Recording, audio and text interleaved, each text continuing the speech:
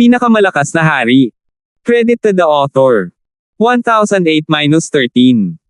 Ang mga pangalan po na nandito ay galing sa mga name generator. Kaya kung meron man pagkakatulad sa mga pangalan ng totoong tao o lugar, ito ay tunay na hindi sinasadya. Ayon sa pangunawa ni Francis, ang split-off na kaluluwa ay isa sa mga clone ni Francis.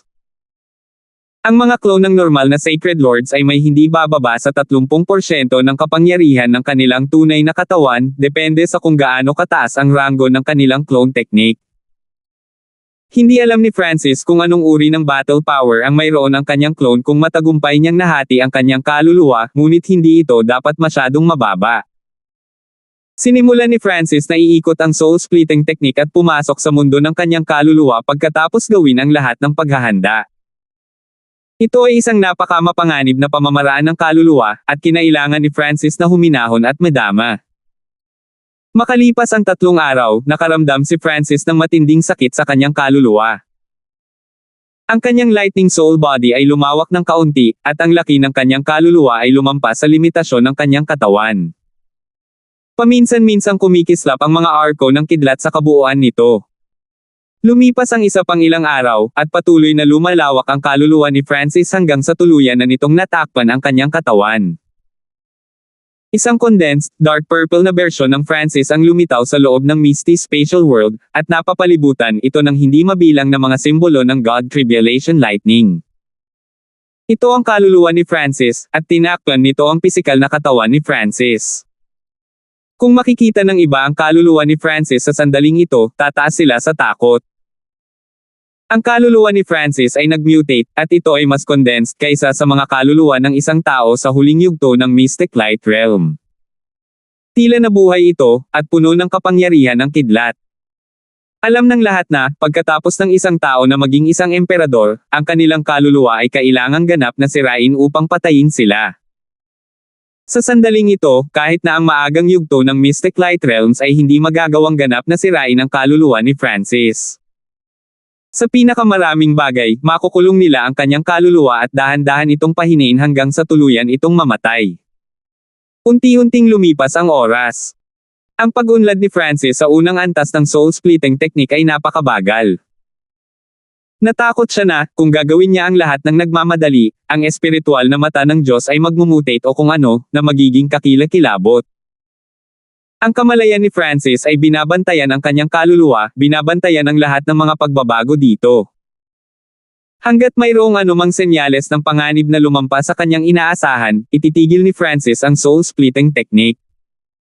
Sa sandaling ito, ang kaluluwa ni Francis ay lumawak at nagbago ang hugis.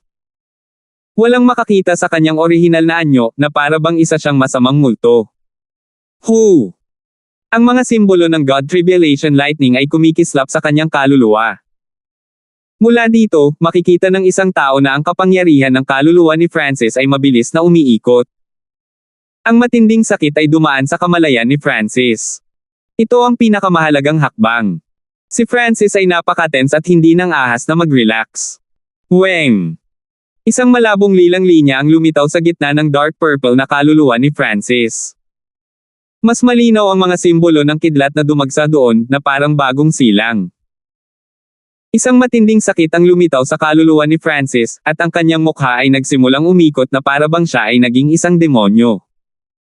Sa sandaling ito, ang kaluluwa ni Francis ay nagsimulang mahati mismo sa malabong lilang linya. Ang kaluluwa ay ang pundasyon ng lahat. Maaaring isipin ng isa kung gaano kasakit ang hatiin ng kaluluwa. Agad na ipinakalat ni Francis ang Soul Recovery Divine Technique at ang 10,000 Divine Thoughts Technique para mabawasan ang sakit sa kanyang kaluluwa at pagalingin ang kanyang sarili. Napagtanto ni Francis na, kapag ginamit niya ang dalawang kasanayan ng magkasama, ang epekto ng pagpapagaling ay napakaganda. Ang mahinang purple na linya sa gitna ng kaluluwa ni Francis ay hinayla sa dalawang direksyon, at ang hindi mabilang na mga simbolo ng God Tribulation Lightning ay halos sumabog mula sa kanyang kaluluwa. Tulad nito, gagamit si Francis ng soul-splitting technique minsan at hihilahin ang kanyang kaluluwa sa dalawang gilid, pagkatapos ay gagamitin niya ang Soul Recovery Divine Technique at 10,000 Divine Thoughts Technique para mabilis na makarecover. Ang cycle na ito ay paulit-ulit sa loob ng isang buong buwan, at ang kaluluwa ni Francis ay nasa proseso pa rin ng paghahati. Sanay na siya ngayon sa sakit sa kanyang kaluluwa, at ang espiritual na mata ng kanyang Diyos ay napakamasunurin. Hindi ito nagpakita ng anumang hindi inaasahang palatandaan. Kung may pumasok sa Misty Spatial World, makikita nila na halos nahati sa dalawa ang kaluluwa ni Francis. Mayroong maraming mga partikulo ng kaluluwa at mga simbolo ng God Tribulation Lightning na konektado sa gitna ng dalawang kaluluwa, at ang madilim na lilang linya malapit sa gilid ng kung saan ang kaluluwa ay nahati ay gumagalaw ng dahan-dahan. Ito ang epekto ng pagpapakalat ng Soul Recovery Divine Technique. Ang dalawang kaluluwa ay may kalahati ng mukha ni Francis at magkamukha sa isa't isa. Ang tanging punto na nagpapakilala sa dalawa ay ang mata. Ang kaluluwa sa kanan ay walang espiritual na mata ng Diyos. Ang pinakamapanganib na bahagi ay lumipas na. Sa wakas ay nagpakawala si Francis, at ang dalawang kaluluwa ay gumawa ng parehong ekspresyon. Ang kanyang kaluluwa ay halos nahati sa kalahati, at ang parehong mga kaluluwa ay may kanyang kamalayan. Nagtagumpay siya sa paglinang sa karamihan ng unang antas ng soul splitting technique. Ang kaluluwang humiwalay ay tila mayroon ding lightning soul body. Bahagyang nasa sabik si Francis. Walang alinlangan tungkol sa mga benepisyong hatid ng lightning soul body. Ang pinakasimpleng punto ay maaaring makuha ni Francis ang kapangyarihan ng kidlat upang pagalingin ang kanyang kaluluwa, na isang bagay na hindi kayang gawin ng mga normal na kaluluwa. Ngayon kailangan ko na lang talagang paghiwalayin ang dalawang kaluluwa. Mabagal ang pag-usad ni Francis dahil gusto niyang matiyak na ligtas ito. Kasabay nito, maaari niyang suriin ang bawat detalye at maunawaan ang mga katangian ng kanyang kaluluwa at ang split-off na kaluluwa para makapaghanda siya para sa ikalawang antas ng soul splitting technique. Ang ikalawang antas ng soul splitting technique ay kalahating kumpleto lamang. Ang lahat pagkatapos nito ay depende kay Francis. Pagkaraan ng 10 araw, ang mga kaluluwa ni Francis ay ganap na nahati. Ang bawat kaluluwa ay may kalahati ng hitsura ni Francis, kalahati ng mukha, kalahati ng katawan, isang braso, at isang binti bawat isa. Masyadong pangit ang isang kaluluwang tulad nito. Dapat ay dahan-daang mabawi ng aking kaluluwa ang orihinal nitong anyo, pagtatapos ni Francis habang ipinapaikot niya ang 10,000 Divine Thoughts Technique at ang Soul Recovery Divine Technique. Sa loob ng Misty Spatial World, dalawang kalahating kaluluwa ang lumutang sa hangin at nagkatinginan. Ang mga gilid ng dalawang kaluluwa ay nagsimulang dahan-daang gumalaw at lumawak. Ang balangkas ng isang katawan ay lumitaw sa bawat isa, pagkatapos ay ang balangkas ng isang ulo, braso, at binti. Lumipas ang isa pang 10 araw, at sa wakas ay nagsimulang tumigas ang mga balangkas. Ang mga kaluluwa ay hindi na lamang kalahati, mayroon silang kumpletong mga anyo ng tao. Ang dalawang dark purple na kaluluwang katawan ay bumaba pababa. Ang kaliwang mata ng isa sa mga kaluluwa ay isang malabong kulay ginto, at ang isang iyon ay bumalik sa katawan ni Francis. Lilikha ako ng pansamantalang katawan para sa iyo gamit ang spiritual flesh snow jade lotus, bulong ni Francis sa sarili. Ang kanyang kasalukuyang estado ay lubhang malalim. Bagamat magkahiwalay ang dalawang kaluluwa, pareho silang may kamalayan. Pakiramdam ni Francis ay parang mayroon siyang dalawang buhay. Kahit na ang kaluluwa na may mata ng kanyang Diyos ay nawasak, hindi siya mamamatay. Mananatili lamang siya bilang ibang kaluluwa. Siyempre, inisip pa rin ni Francis ang kaluluwa na ang kanyang God spiritual ay bilang kanyang tunay na pagkatao. Ang isang katawan na ginawa mula sa isang spiritual flesh snow jade lotus ay nabuo, at ang split-off na kaluluwa ay pumasok sa katawan na ito. Mukhang mas kapaki-pakinabang ang clone na ito kaysa sa mga pamamaraan ng cloning ng Sacred Lords. Natuwa si Francis. Ginamit ng Sacred Lords ang kanilang sacred bodies para gumawa ng clone at pagkatapos ay itinatak ang soul intent nila dito. Habang nakikinig ang clone na ito sa mga utos ng totoong katawan, mayroon itong sariling mga individual na pag-iisip.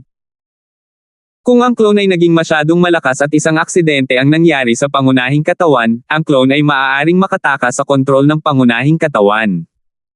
May nangyaring ganito sa nakaraan.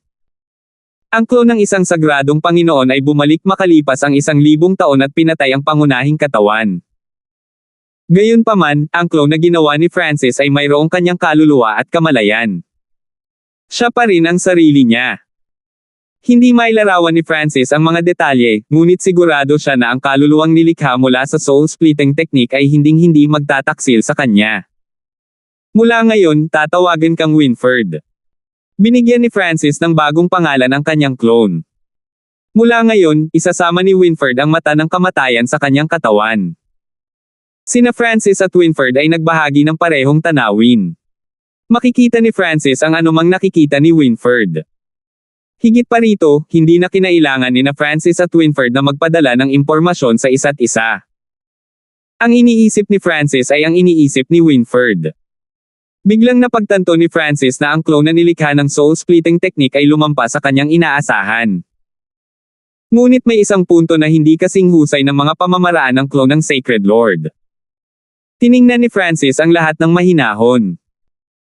Matapos hatiin ang kanyang kaluluwa, ang soul intent ni Francis na malapit nang makapasok sa mga unang yugto ng Sacred Lord level ay halos bumagsak sa quasi-Sacred Lord level, at ang soul intent ni Winfred ay nasa mga unang yugto lamang ng Great Origin Core Realm.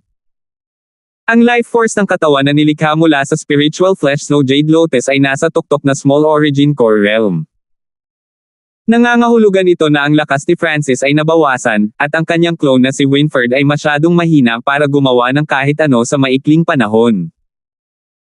Habang ang Sacred Lords ay maaapektuhan din kung gagawa sila ng clone, ang kanilang soul intent ay hindi hihina, at ang kanilang mga clone ay magkakaroon ng parehong battle power, na nagpapahintulot sa kanila na magamit kaagad. Hindi maaaring makuha ng isa ang mga palad ng oso at isda ng magkasabay. Hindi nabigo si Francis.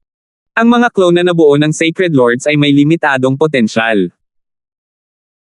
Maliban kung ang clone ay umalis sa kontrol ng pangunahing katawan o ang pangunahing katawan ay nagkaroon ng isang aksidente, ang clone ay hindi kailanman magagawang malampasan ang pangunahing katawan, ngunit ang clone ni Francis ay nagkaroon ng karanasan ng dalawang buhay, maraming mga kayamanan, at mga lihim na pamamaraan. Ang lakas ng labanan nito ay maaaring malampasan ang pangunahing katawan, at hinding-hindi nito ipagkakanulo si Francis. Hindi na siniyasat ni Francis ang kanyang clone na si Winfred. Nagsimulang magtanim ang magkabilang katawan. Bagamat matagumpay na nahati ang kanyang kaluluwa, hindi pa nakakabawi ang mga pinsala sa magkabilang kaluluwa. Kailangang bigyang pansin ng isa ang mga pinsala sa kaluluwa. Anong nangyari? Bulalas ni Francis nang imulat niya ang kanyang mga mata. Sentimo, pwede bang? Sentimo, si Francis ay tumingin kay Winfred nang may takot at sa wakas ay naunawaan niya. Dahil pareho sila ng kamalayan, kung ano man ang naiintindihan ni Winfred ay papasok din sa isip ni Francis. Siyempre, ito ay karanasan at pangunawa lamang. Ang kanilang aktual na kapangyarihan ay hindi maibabahagi, o kung hindi, si Francis ay maaaring agad na tumaas ang lakas ni Winfred sa antas ng isang emperador. Ang katangiang ito ay katulad ng kapag pinaikot ko ang 10,000 Divine Thoughts Technique. Si Francis ay maaaring mag-multitask pagkatapos niyang matutunan ang 10,000 Divine Thoughts Technique, ngunit ngayon, ang kanyang rate ng kahusayan ay magiging mas mabilis kung siya ay nakatuon sa parehong bagay na may dalawang isip. Isasama ko ang Eye of Death sa clone pagkaraan ng ilang sandali, plano ni Francis. Kung mas maliit ang pagkakaiba sa pagitan ng mata ng kamatayan at lakas ng kaluluwa ng clone, mas madali itong pinuhin, ngunit dahil ang kaluluwa ni Winfred ay kapareho ng kay Francis, hindi na niya kailangang pinuhin ito dahil napino na ito ni Francis. Nangangahulugan ito na, gaano man kalaki ang pagkakaiba sa cultivation sa pagitan ng dalawa, ang clone ay maaaring sumanib sa Eye of Death. Si Winfred, na nasa tuktok lamang ng Small Origin Core Realm, ay hindi makakatagpo ng anumang panganib na nagbabanta sa buhay pagkatapos na sumanib sa Eye of Death, na nasa antas ng isang quasi-sacred lord. 1009. Ang mga pinsala sa kaluluwa ni Francis at Winfred ay higit na gumaling pagkatapos ng 5 araw.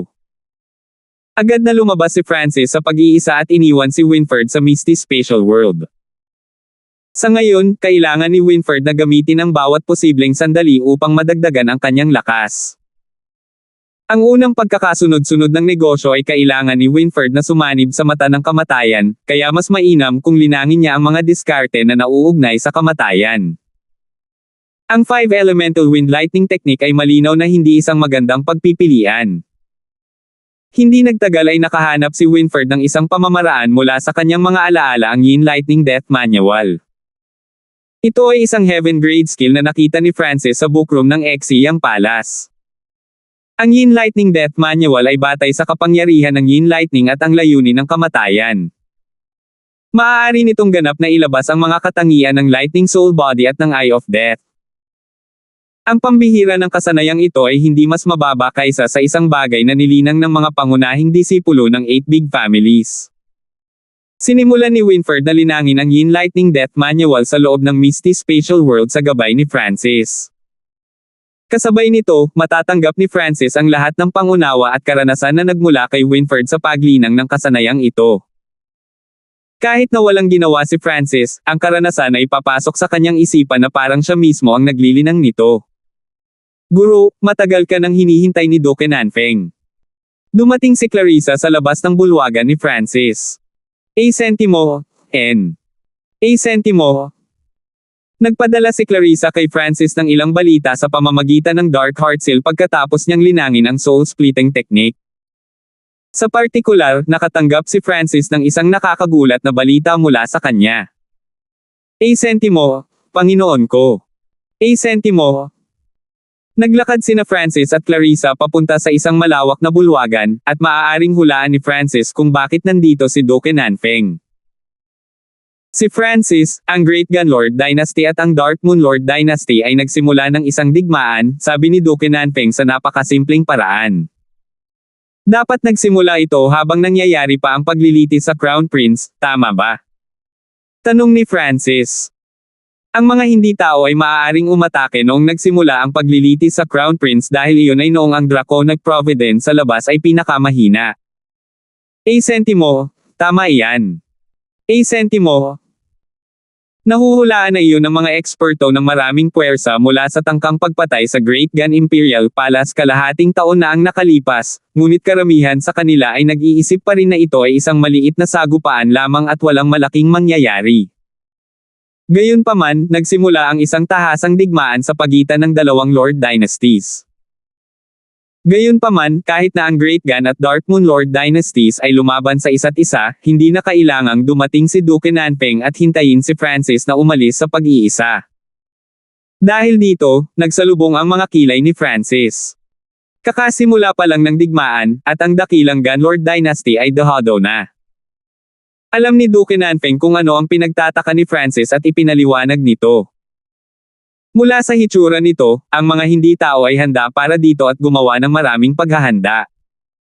Bahagyang nagbago ang ekspresyon ni Francis. Ayon sa alam ni Francis, ang Tai at Yu families ay parehong nagbabantay sa border region. Makikita ng isang tao kung gaano kalakas ang mga hindi tao mula sa katotohanan na ang dakilang Gunlord Dynasty ay agad na dahado. Sa makatuwid, ang Great Gunlord Dynasty ay nagpadala ng Clan Summoning Order, patuloy ni Doc Nanfeng. Ang Clan Summoning Order ay nangangahulugan na ang lahat ng puwersa sa loob ng teritoryo ng Great Gunlord Dynasty ay mapipilitang magpadala ng isang tiyak na bilang ng mga mandirigma sa mga frontline. Ang boses ni Clarissa ay narinig sa isipan ni Francis. Ang mga puwersa sa loob ng teritoryo ng Great Gunlord Dynasty ay pinrotektahan ng marahas na providence ng Great Gunlord Dynasty, at sa gayon, sa isang tiyak na antas, nagawa nilang mag-order ng mga puwersa sa paligid. Walang sinabi si Francis matapos itong marinig. Ito ay tiyak na hindi kasing simple ng tila. Ngayong nakumpirma na ang Crown Prince, lahat ng iba't ibang puwersa ay nakatayo sa likod ng iba't ibang paksayon. Kasama dito ang mga nasa front lines. Halimbawa, sinuportahan ng Tonner family ang 4th Prince habang sinusuportahan ng Yu family ang 8th Prince. Ang digmaan sa pagitan ng mga Lord Dynasties ay kakilakilabot para sa ika-9 na prinsipe. Paano ipinamamahagi ang mga puwersa kapag sila ay pumunta sa larangan ng digmaan? Tanong ni Francis. Nasa ilalim sila ng utos ng Sacred King Feather Spirit, ngunit ang lahat ng maliliit na gawain ay ibinibigay sa kanyang mga nasasakupan. Naparito rin ako para dito. Sinuportahan din ni Doc Nanfeng ang ika-9 na prinsipe, at halatang ayaw niya makitang ginagamit ng ibang mga prinsipe ang pagkakataong ito para harapin ang ika-9 na prinsipe. Si Duque Nanfeng ay isa ring imperial, at mayroon siyang ilang koneksyon sa loob ng pamilya. Mayroon pa akong ilang mga kontak doon. Sa puntong iyon, ang iyong mga puwersa ay kasama ng aking mga bantay, sabi ni Duque Nanfeng. Bilang pinuno ng isang mahusay na sona ng isla, kailangan din ni Duque Nanfeng na magpadala ng mga puwersa sa larangan ng digmaan. Ipaubaya ko ito sa aking Panginoon, ngumiti si Francis at sinabi. Sa tulong ni Duque Nanfeng, ang mga puwersang ipinadala ng Ocean Smoke Pavilion ay hindi papasok sa sitwasyon ng kawalan ng pag-asa. Susubukan ko ang aking makakaya upang tipunin ang lahat ng iba pang puwersang sumusuporta sa ika-9 na prinsipe. Si Duque Nanfeng ay may seryosong ekspresyon. Kung ang ika-9 na prinsipe ay naging sagradong emperador, ang katayuan at kapangyarihan ni Duque Nanfeng ay tataas ng ilang antas. Siya ay magiging higit pa sa pinuno ng isang mahusay na sona ng isla. Higit pa rito, makakatulong din ito kay Francis na maalis ang anumang panganib. Alam niya ang tungkol sa away sa pagitan ni Francis at Nine Darkness Palace. Iyon ay magiging pinakamahusay. Tumango si Francis. Hindi niya hinayaang maging masyadong mahina ang mga puwersang sumusuporta sa ika-9 na prinsipe. Kung ang mga puwersang sumusuporta sa ika-9 na prinsipe ay ganap na mapapawi, paano niya magagawang maging ang Sacred Emperor sa kanyang sarili? Si Francis at ang ika-9 na prinsipe ay nasa parehong bangka ngayon. Kung nabigo ang ika-9 na prinsipe, hindi magiging sapat ang puwersa ni Francis na mag-isa para pangasiwaan ang Nine Darkness Palace. Kung humina ang Ocean Smoke Pavilion, Shi family, at iba pa, bababa ang tsansa ng 9th Prince na maging Emperor.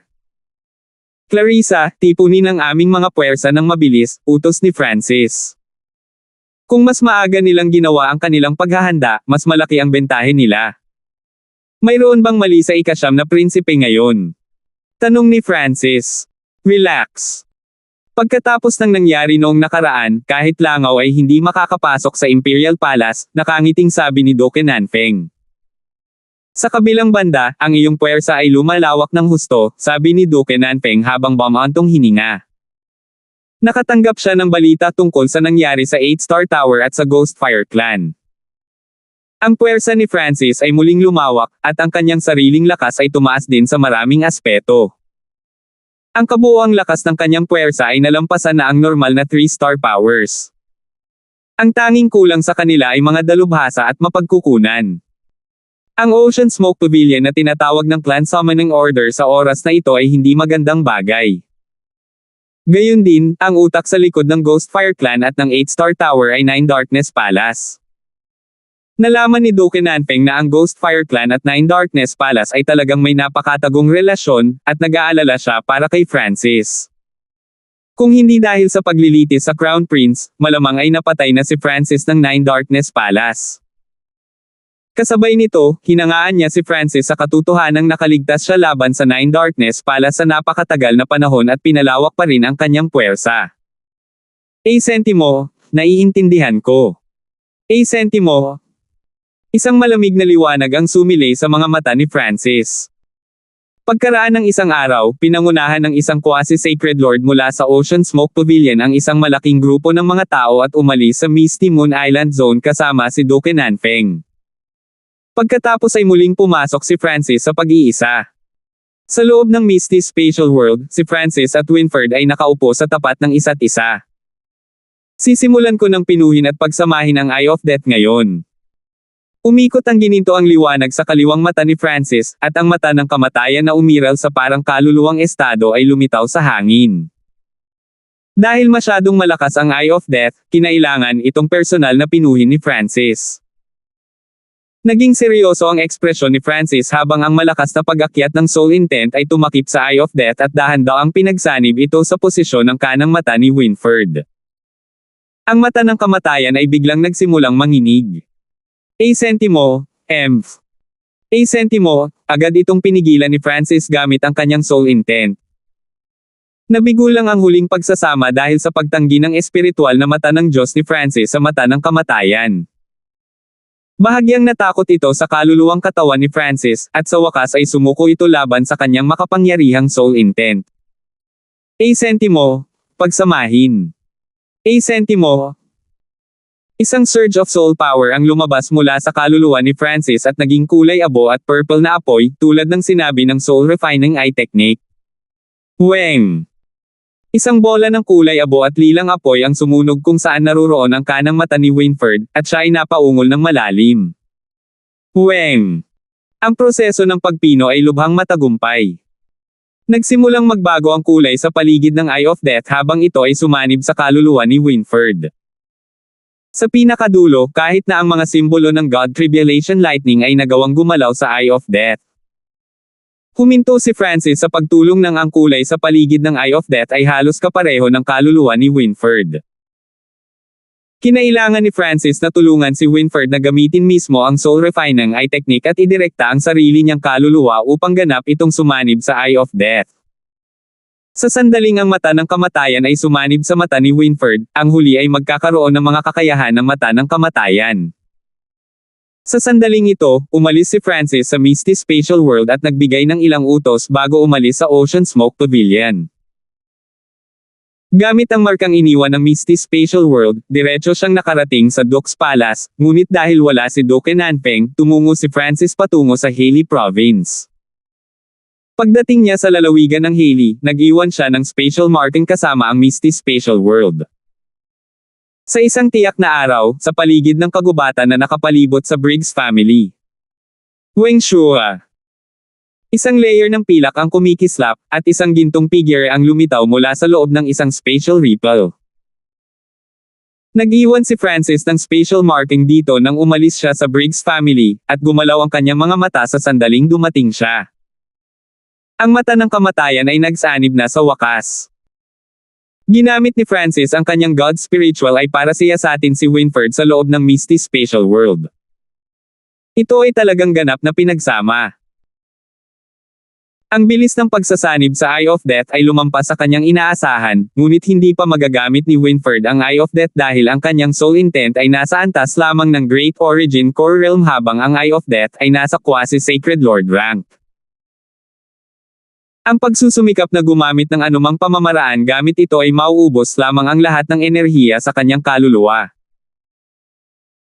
Ang layunin ni Winford ay kakapanganak lamang mula sa makapangyarihang lightning soul body, ngunit magagawa nitong maabot ang antas ng isang emperor, pagkatapos ay isang quasi-sacred lord, at pagkatapos ay diretsyong habulin si Francis sa loob ng ilang taon. Gayunpaman, nakuha ni Winford ang ilan sa iba pang mga epekto na dala ng Eye of Death, tulad ng mga kakayahan sa paningin, ang aura ng kamatayan, ang layunin ng kamatayan, at ilang iba pang mga pag-unawa, tulad ng natanggap ni Francis ang bilis ng reaksyon, kakayahan sa kalahating transparency, at sobrang paningin noong una siyang sumanib sa espiritual na mata ng Diyos. Bagamat ang lahat ng ito ay nagmula sa kaluluwa, nalalapat din ito sa kanyang pisikal na mga katangian. Sa Eye of Death, ang mga problema ni Winford tungkol sa mga batas ng kamatayan ay nalutas, at ang bilis ng kanyang pag-unlad sa Yin Lightning Death Manual ay tataas. Kasabay nito, naramdaman ni Francis mula kay Winford na mayroon talagang Dimension of Death sa loob ng Eye of Death, ngunit hindi ito nabuksan ni Winford sa ngayon. Naalala pa ni Francis kung paano pinatawag ng Emperor of Death ang tatlong Emperor-ranked Spirit of Hatred sa panahon ng Pursuit of Death sa 18 Corners Pirate Sacred Land. Isa ito sa mga kakayahan ng Dimension of Death. Paano kung pumunta ka sa mainland at sumali sa isang puwersa na naglilinang sa Dao of Ghosts? Halimbawa, isa sa mga subordinate na puwersa ng Nine Darkness Palace. Lumipat ang mga mata ni Francis habang nakangiti ito. 10-10. Paano kung pumunta ka sa mainland at sumali sa isang puwersa na naglilinang sa Dao of Ghosts? Halimbawa, isa sa mga subordinate na puwersa ng Nine Darkness Palace. Lumipat ang mga mata ni Francis habang nakangiti ito. Una, hindi dalubhasa si Francis sa landas na nilinang ni Winford. Makakatulong lamang siya sa paglutas ng mga problema ni Winford noong mga unang yugto. Pangalawa, si Francis ay walang maraming mapagkukunan na mayroong mga elemento ng kamatayan o Yin Lightning. Si Francis ay walang kahit na maraming mapagkukunan para sa kanyang sarili. Ang pagsama sa isang puwersa na nagilinang sa Dao of Ghosts ay maaaring malutas ang parehong mga problema para kay Winford. Napakabilis ng kanyang cultivation, kaya maaaring mabilis din siyang makasali sa upper echelon at makatanggap ng mahalagang balita mula sa Nine Darkness Palace. Ito ay isang perpektong paraan upang makapasok sa puwersa ng kalaban. Ngayong nasa digmaan sila, dapat na mas madaling makadaan si Winford. Umalis si Winford pagkatapos magawa ang desisyon, at binigyan siya ni Francis ng ilang mapagkukunan, armas, at nakatagong trump card.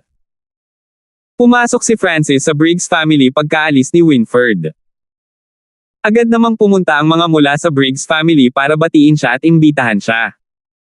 Si Francis. Malamang pumasok siya sa ika-9 na palapag ng Purple Star Tower. Paanong posible? Emperor pa lang siya. Walang nakakaalam. Siguro mayroon siyang isang uri ng lihim na kayamanan ng kaluluwa, ngunit maraming mga disipulo ng Briggs family ang nakakita sa kanya na talunin si Chengming sa isang galaw. Ang mga tingin ng mga mula sa Briggs family ay naakit ni Francis. Ang mga sumunod kay Jane sa Ocean Smoke Pavilion ay puno ng paghanga at paggalang nang makita nilang dumating si Francis. Isang boses ang narinig mula sa Sacred Lord Star Demon bago pa man siya makalapit. Francis, pasok ka. Ang disipulo na nanguna kay Francis dito ay umalis ng kusa. Munting kaibigan Hanford, nasugatan ka ba? Tumingin ang Sacred Lord Star Demon kay Francis at naramdaman na may mali. Ang soul intent ni Francis ay mas mahina kaysa noong umalis siya. Ang mga disipulo ng Briggs family na bumalik kanina ay nagulat ng lahat. Napakadali ng pakikitungo ni Francis sa dalawang Sacred Lord na iyon. Bakit siya masasaktan? A Centimo, hindi ko ito itatago kay Senior A Centimo, pagkaalis ko, nagawa kong linangin ang soul splitting technique. A Centimo, hindi ito itinago ni Francis mula sa Sacred Lord Star Demon. Pagkatapos ng lahat, nahulaan na ng Sacred Lord Star Demon na susubukan ni Francis na linangin ang soul splitting technique. A Centimo, nagtagumpay ka. A Centimo, nagpakita ang Sacred Lord Star Demon ng isang natigilan at masayang ekspresyon. Marami na niyang sinuri ang pamamaraang ito ngunit wala pa ring kumpiyansa na magtagumpay. Ang orihinal na katawan ng isang Sacred Lord ay masasaktan kapag ginawa ang isang clone, kaya lohikal na ang soul intent ni Francis ay hihina pagkatapos gumawa ng clone. Kung nabigo si Francis, mas malala ang mga pinsalang natamo niya. Ito ang dahilan kung bakit napakasigurado ng Sacred Lord Star Demon na nagtagumpay si Francis. A Centimo, N. A Centimo, tumango si Francis. Masaya rin siya na matagumpay niyang nalinang ang unang antas ng soul splitting technique. Ang Sacred Lord Star Demon ay may nasasabik na ekspresyon at agad na lumapit kay Francis. Hayaan mo akong makita ang iyong clone. Hindi niya inaasahan na makakamit ni Francis ang mga kinakailangan at matagumpay na malinang ang soul splitting technique pagkatapos makuha ang soul recovery divine technique ilang buwan lang ang nakalipas. Dahil ba ang swerte ni Francis ay lumalaban sa langit o dahil ba sa sobrang talino niya? Ang aking clone ay nasa ibang lugar ngayon. Nagpakita si Francis ng isang humihingi ng tawad ng ngiti. Nagkataon, pinapunto lang ni Francis si Winford sa mga panloob na rehiyon ng kontinente upang makahanap ng puwersa na naigal-inang sa daw ng mga ghosts. Nanghina ang ekspresyon ng Sacred Lord Star Demon bago bumalik sa normal. Gumawa ang Sacred Lords ng mga clone para sa maraming gawain, kaya makatwiran na ang clone ni Francis ay nasa ibang lugar. Pagkatapos ay sinabi ni Francis ang ilan sa mga bagay tungkol sa soul clone kay Sacred Lord Star Demon. Pagkatapos matanggap ang impormasyong ito, maaaring matulungan siya ng Sacred Lord Star Demon na lumikha ng pangalawang antas. Ganun ba ka-effective yun? Labis na nagulat si Sacred Lord Star Demon. Pagkatapos ng buod ni Francis, naunawaan niya ang kakayahan ng soul clone sa isang tiyak na antas. Kung hindi dahil sa katotohanang napakababa ng kanyang mga pagkakataong magtagumpay, tiyak na susubukan ito ng Sacred Lord Star Demon. Ayaw niyang kumilos ng padalos-dalos. Ngayong may digmaang nagaganap, walang nakakaalam kung ano ang mangyayari, at bilang Grand Elder ng Briggs family, ang kanyang buhay ay hindi na sa kanya lamang. Gaano kalaki ang pag-unlad ng Little Friend Hanford sa ikalawang antas ng soul splitting technique? Tanong ng Sacred Lord Star Demon. Ang pamamaraan na ito ay hindi simple at hindi maaaring tingnan mula sa isang normal na pananaw. Ito ay lubhang mahirap upang mapabuti. Walang gaanong pag-unlad. Ang soul intent ni Francis ay halos bumaba sa quasi-sacred lord level matapos linangin ang unang level. Kahit na nagawa niyang gawin ang pangalawang antas, hindi ito linangin ni Francis sa ngayon. Sa makatuwid, nagbasa lamang si Francis ng ilang iba pang mga libro upang palawakin ang kanyang kaalaman at pundasyon upang makapaghanda sa paggawa ng pangalawang antas mamaya. Then little friend can stay behind to talk with me. May sasabihin din ako sa iyo. Isinasantibi ng Sacred Lord Star Demon ang issue sa soul-splitting technique sa ngayon. Sinabi sa akin ng ikawalong prinsipe na pipiliin niyang tumayo sa panig ng ikasyam na prinsipe at suportahan ang ikasyam na prinsipe. Ngumiti ang Sacred Lord Star Demon at sinabi. Ito rin ang gusto niya. Ayaw niyang paalisan ang pamilya G sa 8th Prince para sumama sa panig ng 9th Prince. Bagamat natapos na ang paglilitis sa Crown Prince at normal na para sa mga puwersa na muling piliin kung sino ang kanilang sinusuportahan, makakaapekto pa rin ito sa reputasyon ng Briggs family na lumipat lang ng panig. Ang ikawalong prinsipe. Tumigil sandali si Francis. Hindi niya inasahan na ang ikawalong prinsipe ay gumawa ng desisyon ng ganoon kagad pagkatapos ng paglilitis sa Crown Prince. Naramdaman ni Francis na malaki ang naging bahagi niya kung bakit ginawa ng 8th Prince ang desisyong ito. Gayunpaman, ito ay mabuti rin. Ang ikasyam na prinsipe ay mahina pa rin, at sa tulong ng ikawalong prinsipe, ang kanyang kabuoang lakas ay lalapit sa antas ng ikalabintatlong prinsipe. Higit pa rito, sinuportahan din ng pamilya Yu ang 8th Prince, at isa sila sa mga pangunahing kapangyarihang lumalaban sa frontline. Nangangahulugan ito na ang mga puwersang sumusuporta sa ikasyam na prinsipe ay may maaasahang kapag pumunta sila sa mga frontline at hindi ma-target ng mga puwersa mula sa iba pang paksayon. May balita ba ang Senior Sacred Lord Star Demon tungkol sa tagapagmana ng Eyes of Samsara? Binago ni Francis ang paksa at sinabi sa mahinang tono. Ito rin ang isa sa mga pangunahing dahilan kung bakit siya narito Sentimo, upang mahanap ang kinaroroonan ng mga mata ni Samsara. 2 buwan na ang lumipas. Kung mahahanap nila siya, dapat ay mayroon na sila ngayon. Hindi pa rin namin mahanap ang kanyang lokasyon.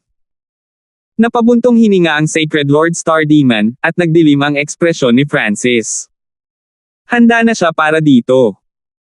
Gaya ng inaasahan, mas mahirap hanapin ang isang taong kumilos ng mag-isa. Higit pa rito, ang may-ari ng Eyes of Samsara ay hindi ordinaryong tao. Ngunit nakahanap ako ng lugar na maaaring kung saan nakatira ang may-ari ng Eyes of Samsara, sabi ng Sacred Lord Star Demon. Senior, sabihin mo sa akin. Nagbago ang ekspresyon ni Francis. Sentimo, sasamahan kita. Sentimo, biglang lumabas ng hall ang Sacred Lord Star Demon at dumaan sa purple mist habang si Francis ay sumunod sa likod. Sa loob ng isang araw, nakarating ang dalawa sa dagat ng berdeng kawayan. Walang anumang bagay sa paligid maliban sa isang simpleng silid na kawayan, isang balon, isang entablado ng chin, isang chessboard, ilang mga upo ang kawayan, at ilang iba pang mga bagay. Ang layunin dito ay talagang hindi simple. Maaaring biglang mahulog si Francis kung ano ang kakaiba sa lugar na ito pagdating niya. Bagamat kakaunti lamang ang mga normal na bagay sa paligid, nagbigay sila ng hindi maipaliwanag na aura. Ang taong dating nakatira dito ay dapat umalis hindi pa matagal na ang nakalipas, sabi ng Sacred Lord Star Demon. Kung kanina pa sila pumunta dito baka may nahanap sila. Bumaba si Francis mula sa langit at naglakad papunta sa bamboo room. Ang layout sa loob ng silid na kawayan ay napakasimple. Malinis at maayos at kaunti lang ang mga kailangan. Sentimo, napakalinis. Sentimo, sabi ng Sacred Lord Star Demon. Kung gusto ng may-ari ng Eyes of Samsara na itago ang kanyang mga landas, halatang walang maiiwan. Kung ang Sacred Lord Star Demon ang kahalili niya, sisirain niya ang lahat dito. Hindi alam ni Francis kung bakit, ngunit nang pumasok siya sa silid ng kawayan, naramdaman niya ang isang malinis at eleganteng amoy na nakapalibot sa kanya, na bahagyang nakaapekto sa kanyang emosyon. Ginamit ni Francis ang kanyang God Spiritual ay para siyasatin ang bawat item sa loob ng kwarto ngunit wala siyang nakita. Sa hitsura nito, ang may-ari ng Eyes of Samsara ay isang tiwala at maingat na tao. Maingat niyang inayos ang lugar na ito at walang iniwang bakas. Kahit ang espiritual na mata ng Diyos ni Francis ay walang mahanap. Pumasok si Francis sa harap ng pintuan at lumabas sa likuran. Sentimo, Chin. Sentimo, tumingin si Francis sa isang chin na may 7 berdeng cord sa gilid. Ang imahe ng isang matikas na babae na may bahagyang blaming expression ay biglang lumitaw sa kanyang isip. Meow meow. Ang maliit na pasang magnanakaw ay tumalon mula sa misty spatial world. Sa loob ng mga paa nito ay isang tansong barya. Ang bronze coin na ito ay hindi ang ginamit ng maliit na pasang magnanakaw para sa panghuhula. Sa halip, ito ang ibinigay ni Quincy kay Francis sa huling palapag ng Fanlun Ancient Sound Palace. Sa sandaling ito, ang tansong barya ay kumikinang na may mahinang puting liwanag na para bang ito ay malapit ng mapatay anumang sandali. Si Francis ay ganap na natigilan. Ang bronze coin na ito ay palaging nasa misty spatial world. Bakit ito magbibigay ng ilaw ng walang dahilan? Hinawakan ni Francis ang barya sa kanyang kamay at naramdaman ang pagtawag sa loob nito. Sentimo, itong chin. Sentimo, lumapit si Francis sa berdeng chin at bahagyang hinaplos ito. Sa kasamaang palad, hindi niya alam kung paano i-play ito, kaya maaari lamang niyang ilabas ang ilang mga random na tunog. Ilang bronze na barya ang biglang lumitaw sa mga paa ng maliit na magnanakaw na pusa, at itinapon ito sa hangin na may kaunting kalabog. Sentimo, ano ang ibig sabihin ng lahat ng ito? Sentimo. Ipinikit ni Francis ang kanyang mga mata. Bakit nag-react ang bronze coin nang matagpuan niya ang lugar na dating tinitirhan ng may-ari ng Eyes of Samsara? Higit pa rito, ito ay tila isang normal na chin lamang, kaya bakit nag-react ang barya? Maaaring ito ang chin na ginamit ng may-ari ng Eyes of Samsara. Ang bronze coin kaya ay nagsasabi kay Francis na ang mata ni Samsara ay makakatulong sa kanya na mahanap si Quincy. O may iba pa ba? Mahigpit na hinawakan ni Francis ang bronze coin sa kanyang kamay at nag-isip ng mahabang panahon ngunit hindi niya maintindihan. Ang bronze coin sa gitna ng kanyang palad ay biglang nagsimulang maglabas ng puting liwanag, at naramdaman ni Francis ang isang hindi maipaliwanag na kapangyarihan ng tadhana na umaabot sa isang tiyak na lugar. Iniunat ni Francis ang kanyang braso at dahan-dahan itong ginalaw. Sa isang tiyak na sandali sa oras, ang bronze coin ay naglabas ng mahinang kislap ng liwanag para sa isa pang saglit bago tuluyang nawala. Naubos na lahat ang kapangyarihan sa loob ng bronze coin. Sentimo, ang direksyong iyon ay hilaga. Sentimo. Inilagay ni Francis ang bronze coin at tumingin sa hilaga. Ang Sacred Lord Star Demon ay nakatayo sa likod ni Francis at tila may iniisip. Napabuntong hininga siya nang makita ang kakaibang kilos ni Francis, ngunit hindi niya ito ginambala. Senior Sacred Lord Star Demon, bumalik tayo. Si Francis ay umakyat sa ere pagkaraan ng ilang sandali. Nanatili si Francis sa parehong lugar na tinitirhan niya noong huling nanatili niya at bibisita sa pribadong bulwagan ng Sacred Lord Star Demon araw-araw. Ang Sacred Lord Star Demon ay ganap na nagbukas ng kanyang koleksyon kay Francis, at si Francis ay ganap na nahuhulog sa isang mundo ng mga kaluluwa at ay bloodline na kaalaman. Sa isang tiyak na araw, muling dumating si Francis sa Purple Star Tower. Nakakuha na siya ng access sa Purple Star Tower ng permanente. Kailangang malaman ng isa na tanging ang mga Grand Elder ng Briggs family ang may karapatang ito. 10-11. Young Master Hanford, mangyaring pumasok, tumayo ang elder sa harap ng Purple Star Tower at magalang na sinabi. Pumasok si Francis sa Purple Star Tower habang ang ibang mga disipulo ay nag-uusap sa kanilang mga sarili.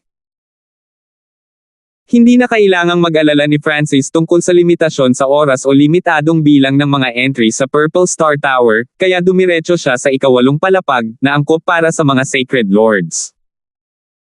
Siyempre, Ang epekto ng ikawalong palapag kay Francis ay mas malakas kaysa dati. Dahil ang ikawalong palapag ay isang lugar ng paglilinang na angkop para sa mga sacred lords, tinatanggap nito ang mga nasa simula, maaga, at huling yugto ng Mystic Light Realm.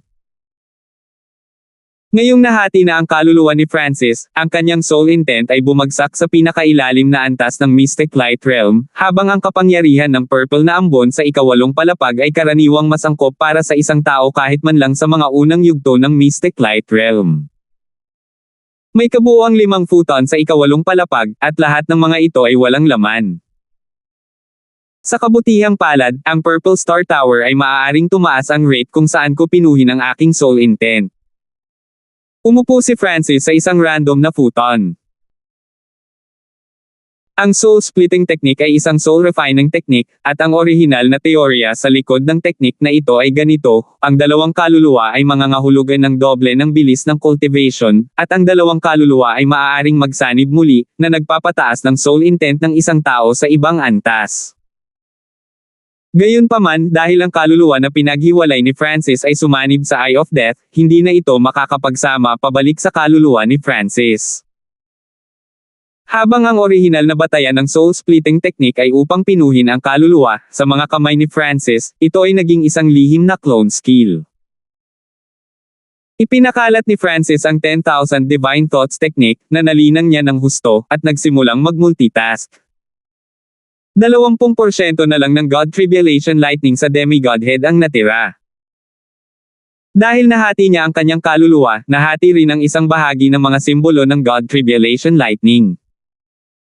Ang God Tribulation Lightning ay isa sa pinakamalakas na hakbang ng pagpatay ni Francis. Ngayong hamina na ito, nagkaroon ito ng malaking epekto kay Francis. Hinati ni Francis ang kanyang mga iniisip sa sukat ng kanyang kaliwang mata at nagsimulang idirekta ang God Tribulation Lightning sa kanyang kaluluwa. Kasabay nito, kaunti na lang ang natitira kay Francis, at dahil ang mga ito ay naimbak ng napakatagal, ang kapangyarihan ng sinaunang kidlat sa loob nito ay nawala. Nang walang sinabi pa, ipinalibot ni Francis ang kanyang layunin at pinagsama ang kapangyarihan ng sinaunang kidlat sa kanyang lightning soul body. Mabagal na lumipas ang oras, at kalaunan ay tumagal ng 10 oras si Francis sa ikawalong palapag bago tumayo at umalis.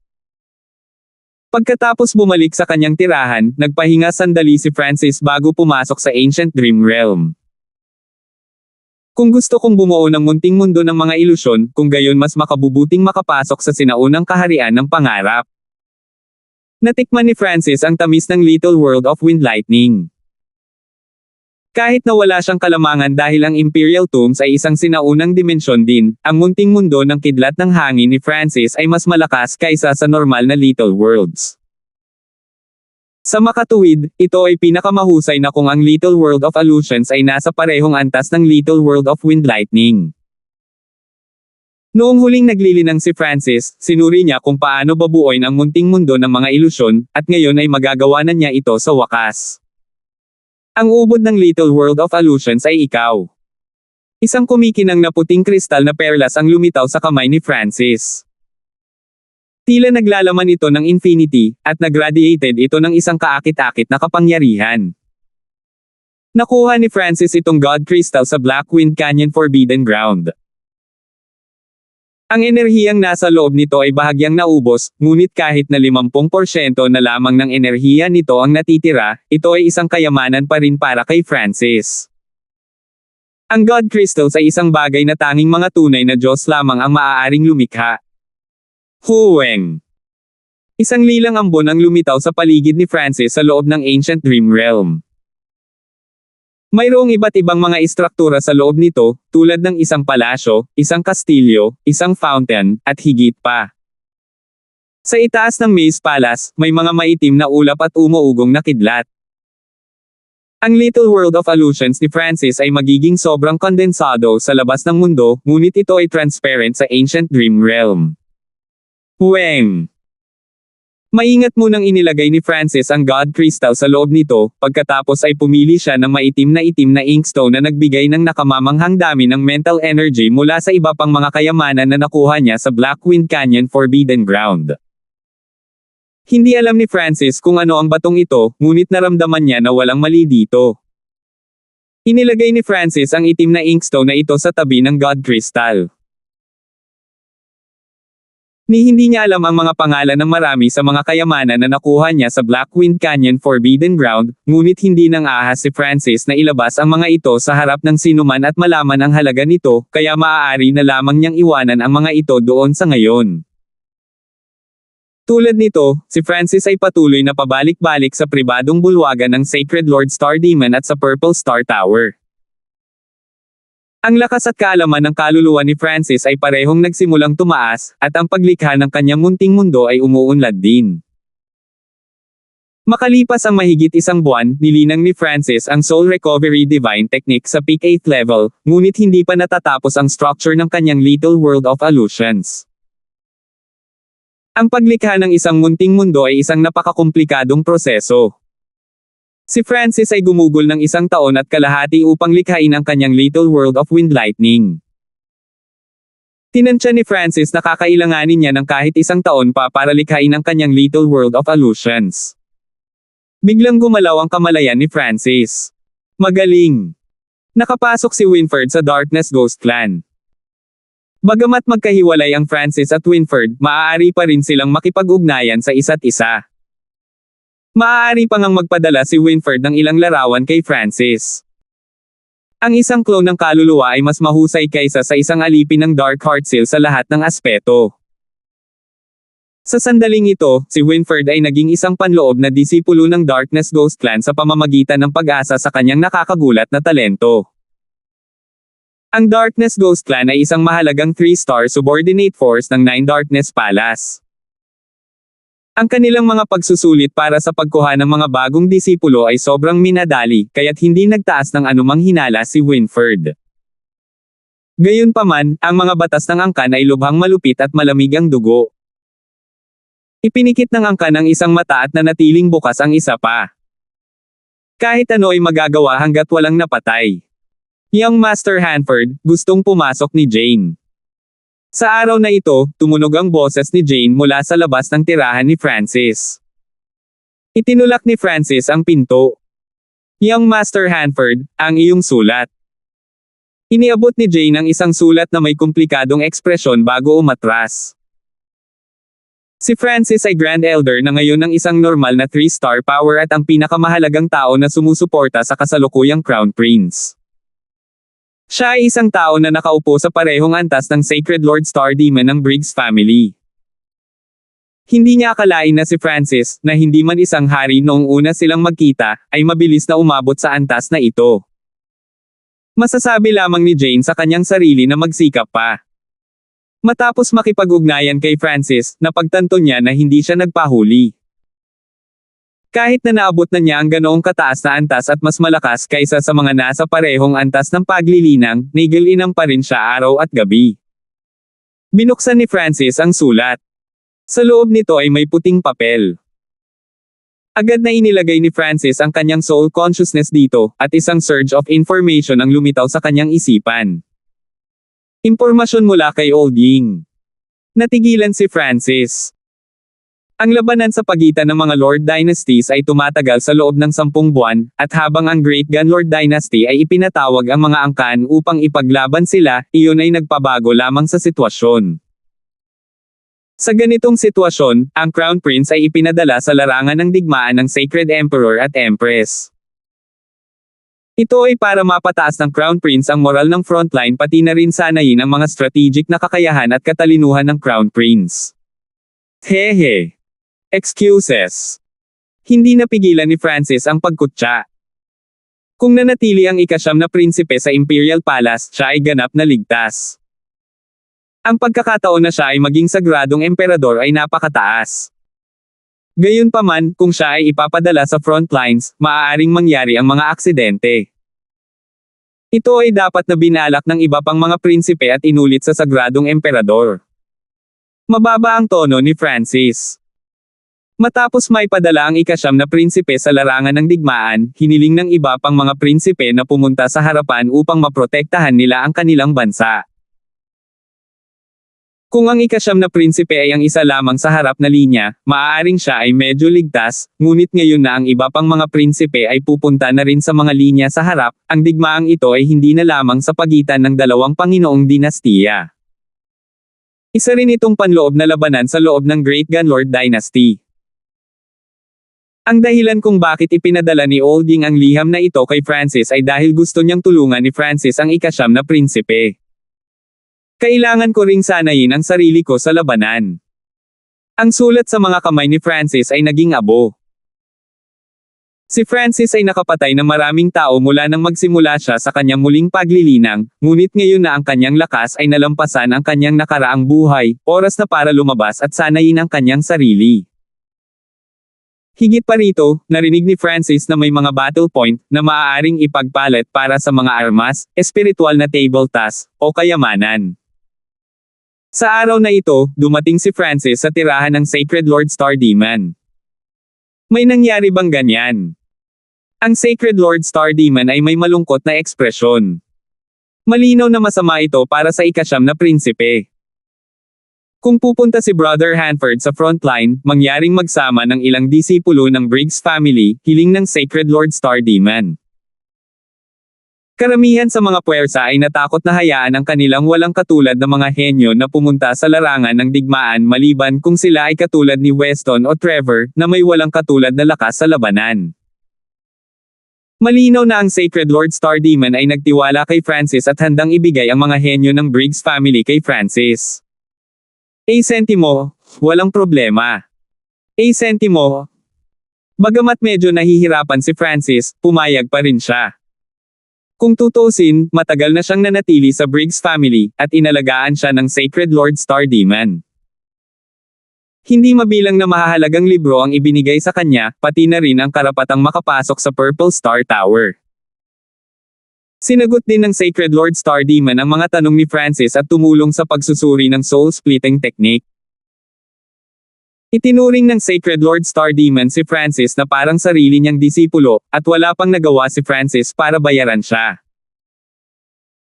Kinabukasan, sina Winston, Jane, Tianming Sentimo, tatlong disipulo ng Briggs family Sentimo, ay naghintay kay Francis sa labas ng Briggs family. Ang tatlong miyembro ng Briggs family ay napakatalino, at sila ay bahagi ng middle upper echelon ng Briggs family. Bata pa sila at kulang sa karanasan at kaalaman, kaya kailangan nilang sanayin ang kanilang sarili. Makinig ka sa mga utos ko simula ngayon. Sabi ni Francis. Ginamit niya ang kanyang gods ay para mag-iwan ng tatlong marka sakaling may mangyari sa kanila. Sentimo, naiintindihan. Sentimo, sabay na nagsalita ang tatlo. Madaling nanatili si Francis sa 8th floor ng Purple Star Tower Sentimo, para sa Sacred Lord Sentimo, sa panahon ng kanyang pananatili sa Briggs family. Halos lahat mula sa Briggs family ay alam ang kanyang pangalan. Ang tatlo ay walang mungkahi laban sa lamig o pagkontrol ng tono ni Francis. Alam nila na ang Grand Elder ay nagbigay sa kanila ng pagkakataong ito upang matuto, at ito ay isang pagkakataon upang sanayin ang kanilang mga sarili. Matigas ang mga mata ni Jane, at naikuyom niya ang kanyang mga kamao. Si Francis ang naging layunin niya, at ito ang perpektong pagkakataon para makahabol. Sentimo, tara na. Sentimo. Inilabas ni Francis ang nagninangas na kalisya na matagal na niyang hindi ginagamit. Bagamat ang nag-aapoy na kalisya ay hindi mas mabilis kaysa sa kanila, ito ay mas maginhawa. Ang nag-aapoy na karwahe ay maaaring ganap na magkasya sa kanilang lahat, at ito ay magiging isang mahabang paglalakbay. Ang tatlong miyembro ng Briggs family ay humalili sa pagkontrol sa naglalagablab na kalisya, at lahat ng hindi kumokontrol sa karwahe ay ginamit ang mahabang panahon na ito upang magtanim o magpahinga. Sentimo, ang aming destinasyon. Ang hilaga. Sentimo. 10-12. Sa isang tiyak na araw, isang pitong kulay na liwanag ang kumislap. Senior Hanford, nililinang ko ang Chaos Yuan Purple Eye Technique, at hindi ko naiintindihan ang bahaging ito. Si Tianming, na pinakabata sa grupo, ay magalang na humingi ng tulong kay Francis. Si Tianming ay iba sa Winston at Jane. Ito ang unang pagkakataon na talagang nakipag-ugnayan siya kay Francis, kaya siya ang pinakamainit at magiliw. Nakilala ni Winston si Francis pagkatapos lamang mag-evolve ang God Eye ng huli, at natalo siya kay Francis sa isang galaw mula sa kanyang kakayahan sa disintegrasyon. Para kay Jane, siya ang kaaway ni Francis sa Divine Illusion Dimension. Hayaan mo akong tingnan ang iyong diskarte. Hindi pa talaga nilinang ni Francis ang teknik na binabanggit ni Tianming, ngunit sa nakalipas na ilang buwan, nanatili siya sa Briggs family at natuto ng ilang kaalaman tungkol sa mga teknik ng Briggs family. Sa kanyang nakamamanghang kakayahan sa pagkopya ng mga bagay, sa loob lamang ng isang maikling buwan o dalawa, ang kanyang pag-unlad ay katulad ng ibang nag-aaral sa loob ng 5 o 6 na taon. Higit pa rito, ang mga aklat na binasa ni Francis ay napakalalim, at mayroon din siyang Sacred Lord Star Demon na tumulong sa kanya, kaya si Francis ay maituturing na scholar sa mga tuntunin ng soul at eye bloodline techniques. Ito ay marahil dahil sa kung paano mo nilinang ang Purple Star Eyes. Sinuri ni Francis ang mababang antas ng kasanayang ito at nagawang mahanap kung saan ang problema. Bukod sa pagsagot sa mga tanong ng 3 disipulo ng Briggs family, si Francis ay papasok sa isang estado ng pag-iisa. Maraming mga kayamanan ang lumitaw kay Francis sa Misty Spatial World. Si Francis ay bumili ng maraming mapagkukunan sa loob ng Heaven's Legacy City, at sapat na ang mga ito para maabot niya ang Mystic Light Realm. Nagsimulang i-circulate ni Francis ang kanyang 5 elemental wind lightning technique at sumipsip ng enerhiya ng hangin, kidlat, at apoy. Bahagi ng kanyang kamalayan sa loob ng sukat ng kanyang kaliwang mata ang nagdirekta ng kapangyarihan ng God Tribulation Lightning sa kanyang lightning soul body. Ang kapangyarihan ng God Tribulation Lightning sa loob ng Demi-Godhead ay patuloy na bumababa. Paminsan-minsan ay papasok din si Francis sa Ancient Dream Realm para magtrabaho sa kanyang Little World of Illusions. Ang lumilipad na karwahe ay dumating sa harap ng isang espiritual na palasyo. Inihayag ni Francis ang kanyang pagkakakilanlan at ibinigay ang ilang primal crystal stones para gamitin ang teleportation array at pumunta sa susunod na lungsod. Senior Hanford, ang susunod na hintuan ay ang Chen Province. Kilala ito sa mga mechanism masters at panday nito, sabi ni Tianming kay Francis. Naunawaan ni Francis ang nais niyang sabihin. Bagamat maginhawa ang lumilipad na karo ni Francis, ito ay medyo mabagal, at maaari nilang hilingin sa ilang mga panday na dagdagan ang mga katangian nito. Magandang ideya iyon, sang-ayon ni Francis sa mungkahi ni Tianming. Ang nag-aapoy na lumilipad na karwahe ay hindi gaanong kapaki-pakinabang kay Francis tulad ng dati, higit sa lahat dahil sa bilis nito. Ito ay isang mahabang paglalakbay mula sa katimugang rehiyon ng kontinente hanggang sa hilagang rehiyon.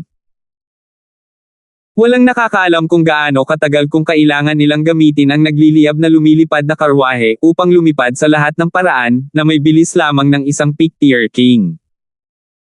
Makalipas ang ilang dosenang araw, ang lumilipad na nagninangas na karo ay pumasok sa mga hangganan ng lalawigan ng Chen. Malapit na tayo sa Spiritual Palace, sabi ni Tianming, na kasalukuyang kumokontrol sa nagliliyab na lumilipad na karwahe. Ang iba, na nasa cultivation, ay nagmulat ng kanilang mga mata. Ang Great Gunlord Dynasty ay mayroong 18 lalawigan, at bawat lalawigan ay may maraming lungsod. Ang mga pinaka-populated na lugar sa mga lungsod ay malalaking spiritual palaces. Makakakita ang isang tao ng maraming eksperto at lumilipad na mga espiritual na alagang hayop sa paligid ng mga espiritual na palasyo. Mayroong kahit na lumilipad na mga bagay tulad ng kalisya ni Francis. So, isang itim na figure ang kumislap ng lumilipad na nagninangas na karwahe ni Francis, at 2 figure ang sumunod na malapit sa likuran. Emperor Ghost Scales, tingnan natin kung saan ka matatakbuhan. Sentimo, sumuko ka na lang. Sentimo. Isang puting figure at isang itim na figure ang humahabol mula sa likuran. Pareho silang emperor, at ang aura na ipinalabas ng itim na figure ay nagpalipat-lipat sa mga kalapit na tao. Sanay na ang lahat sa ganito. Walang pakikipaglaban ang pinapayagan sa loob ng espiritual na palasyo, kaya mayroong lahat ng uri ng mga tao, kabilang ang mga nakagawa ng maraming krimen at ang mga nakatakas sa paghuli o pagkakulong. Hindi ito inilagay ni Francis sa kanyang mga mata, ngunit ang mga salitang binigkas ng nasa katanghaliang gulang na nakasuot ng puti ay naalarma sa kanya. Bahagyang nagbago ang mga mata ni Francis habang tinitingnan niya ang kanyang spiritual sense. Sentimo, tumigil ka. Sentimo, biglang tumunog ang boses ni Francis. Weng! Isang malakas na layunin ang bumaba sa langit at lupa at tinakpan ang tatlong figure. Agad na bumagal ang takbo ng tatlo, at ang Emperor Ghost Scale sa pinakaharap ay parang pumasok siya sa isang latian. Sino ka? Bakit mo ginagambala ang mga isyu ng Divine Official Gate? Ang Emperor in Black ay may malungkot na ekspresyon habang nakatingin kay Francis. Sigurado siya na hindi pa niya nakilala si Francis. Sa hitsura nito, ang lakas ni Francis ay nasa pinakamataas na antas ng Emperor, nakatumbas ng kanyang sarili. Sentimo, anong nangyayari? Sentimo, si Emperor Ghost Scales, na mukhang gulong-gulo, ay tumingin sa gininto ang buhok na kabataan na biglang hamarang sa kanila. Hindi niya nakilala si Francis, ngunit ngayong pinigilan sila ni Francis, gagawin ng Emperor Ghost Scales ang lahat hanggat mabubuhay siya. Ang mga ekspresyon ng tatlong disipulo ng Briggs family ay humina rin. Hindi nila inaasahan na may pakialam si Francis sa maliit na bagay na ito. Sentimo, bitawan mo siya. Sentimo, sabi ni Francis. Hindi niya inaasahan na may makikita siyang tagakang ocean dito. Ang Emperor Ghost Scales ay ang parehong King Ghost Scales mula sa 18 Corners Pirate Sacred Land. Noong si Francis ay tinutugis ng Emperor of Death at nagpunta sa 18 Corners Pirate Sacred Land para sa tulong, tinulungan siya ni King Ghost Scales, ng Cold Moon Emperor, at ng Giant Shark King na harangan ng Emperor of Death. Hindi pa rin nababayaran ni Francis ang pabor na ito. Sentimo, ito. Sentimo, nagbago ang ekspresyon ng Emperor Ghost Scales. Hindi niya inaasahan na talagang tutulungan siya ng batang emperador na ito. Kaka-rating lang ni Emperor Ghost Scale sa Continent Zone at hindi niya naalala na may nakilala siya. Malungkot ang ekspresyon ng nasa katanghaliang gulang na nakaputi. Hindi niya inaasahan na napakaswerte ni Emperor Ghost Scales at nakilala niya ang isang kaibigan. Isa pa, tila medyo nakilala niya ang batang gininto ang buhok. Sentimo, medyo nabusog ka sa sarili mo, di ba? Sentimo, ang Emperor na nakaitim na umuungal. Masasabi niyang hindi simple si Francis dahil mayroon siyang napakalakas na lakas sa murang edad, ngunit napakaraming tao ang nanunood. Kung hahayaan niyang umalis si Emperor Ghost Scales ng ganoon lang, mawawala ang lahat ng mukha ng kanyang angkan. Habang ang Divine Official Gate ay isang peak 2-star power lamang, ang kanilang Grand Elder ay magagawang maging isang Sacred Lord sa loob ng 100 taon. Sentimo, sumama ka sa akin. Sentimo, walang pakialam si Francis sa dalawang Emperor at direktang nakipag-usap sa Emperor Ghost Scales. Young Master, salamat. Nagbago ang ekspresyon ng Emperor Ghost Scales. Bagamat pakiramdam niya ay may kakaiba, wala na siyang magagawa. Bukod pa rito, naramdaman ni Emperor Ghost Scales na ang kabataang ito sa kanyang harapan ay walang kaaway sa kanya, at ang tatlo pang nakasakay sa flying chariot ay pawang mga elite rin. Agad na lumipad ang Emperor Ghost Scales patungo kay Francis, at naging pangit ang mga ekspresyon ng dalawang emperador mula sa Divine Official Gate. Sentimo, nililigawan mo si kamatayan. Sentimo, ang Emperor na nakaitim ay sumalakay, na naging sanhi ng pag-ikot ni True Yuan sa kalapit na kalawakan. Masasabi niya na si Francis at ang iba pang mga disipulo ng Briggs family ay hindi pangkaraniwan, kaya hindi niya sila inatake. Sa halip, sinuntok niya ang Emperor Ghost Scales. Agad na nagdilim ang kalangitan habang kumukurap ang mga itim na sinag ng liwanag sa paligid ng kamao ng Emperor na nakasuot ng itim na damit. Ang lakas ng loob mong hindi makinig sa babala ko. Naging malamig ang ekspresyon ni Francis nang magpakawala siya ng surge ng soul intent at bumuo ng dark purple crystalline spike na tumama sa isipan ng itim na damit na Emperor, at ang mga simbolo ng God Tribulation Lightning sa spike ay kumikislap. A Sentimo, Arg. A Sentimo. Isang sigaw ang umalangaw-ngaw sa soul dimension, at naramdaman ng mga kalapit na eksperto ang aura ng isang Emperor na pinapatay. Nahulog ang katawan ng Emperor na nakasuot ng itim na damit. Huminga ng malamig ang mga malapit na nanonood na eksperto. Ang Emperor na nakasuot ng puting damit ay nakaramdam ng lamig na kumakalat mula sa ilalim ng kanyang mga paa sa kanyang katawan, at siya ay sininok. Ang Emperor na nakasuot ng itim na damit ay agad na pinatay ni Francis ng ganoon lang. Nanginginig si Emperor Ghost Scales habang nakatingin kay Francis, at naramdaman niyang medyo nakakatakot ang kabataang ito. Gayunpaman, bigla niyang naisip ang isa pang kabataan na katulad nitong batang gininto ang buhok. Sabihin sa pinuno ng Divine Official Gate na humingi ng tawad sa akin sa loob ng 10 araw. Malamig ang tono ni Francis habang nakatingin sa Emperor na nakaputi. Kung alam ng mga emperador na ito kung ano ang mabuti para sa kanila, hahayaan na ito ni Francis. Hindi siya naglagay ng kaunting peak to star power sa kanyang mga mata. Isa sa mga pangunahing dahilan kung bakit niya pinatay ang taong iyon ay dahil masasabi ni Francis na ang Emperor Ghost Scales ay may matinding pinsala, at marami sa kanila ang naiwan noon pa man. Masasabi niyang matagal nang hinabol si Emperor Ghost Scales, kaya ginawa niya ito para hayaang makahinga si King Ghost Scales. Ang emperador na nakasuot ng puting damit ay nagsimulang tumakbo ng nagmamadali. King Ghost Scales, matagal na tayong hindi nagkikita. Hindi ko inaasahan na pupunta ka sa Continent Zone. Tumingin si Francis sa Emperor Ghost Scales. Ikaw si Francis. Nang marinig ni Emperor Ghost Scales ang mga salitang iyon, naisip niya ang Kang Ocean. Naisip niya kung paano umatake ang kabataang ito pati na rin ang kanyang imahe. Noon, ang Emperor Ghost Scales ay isa pa ring Pick-tier King, ngunit kalaunan ay naging Emperor siya sa loob ng ilang taon pagkarating sa kontinente. Sinundan ni Emperor Ghost Scales si Francis at pumasok sa Spiritual Palace. Winston, ipauubaya ko sa iyo ang gawain ng pag-upgrade ng lumilipad na nagninangas na Kalisha. Ibinigay ni Francis ang gawaing ito kay Winston, na siyang pinakamature at matalino sa kanilang tatlo.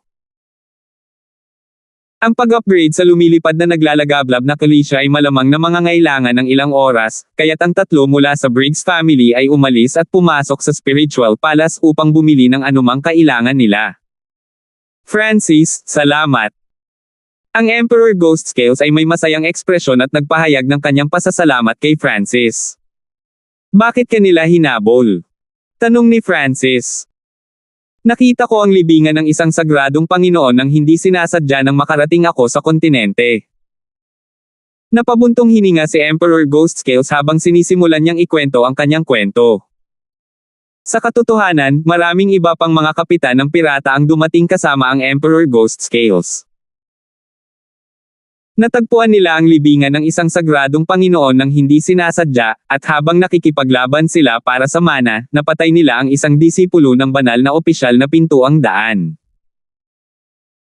Ang King Ghost Scales at ang Divine Official Gate ay parehong nakakuha ng ilang bagay mula sa mana, at ang Divine Official Gate ay humabol kay Emperor Ghost Scales at kasama hanggang sa Emperor Ghost Scales na lang ang natira. Ang banal na opisyal na pintuang ito. Naging malungkot ang ekspresyon ni Francis. Noong una ay naisip niya na ang Emperor Ghost Scales ay maaaring may nagawang mali at dinala ito sa kanyang sarili, ngunit nagpasya pa rin siyang tulungan muna ang Emperor Ghost Scales dahil may utang siyang pabor sa huli. Francis, hindi ako makapaniwala na marami ka nang nagawa sa kontinente. Ang Emperor Ghost Scales ay nagpakita ng isang masayang ekspresyon habang ang pagkamangha at paghanga ay sumili sa kanyang mga mata.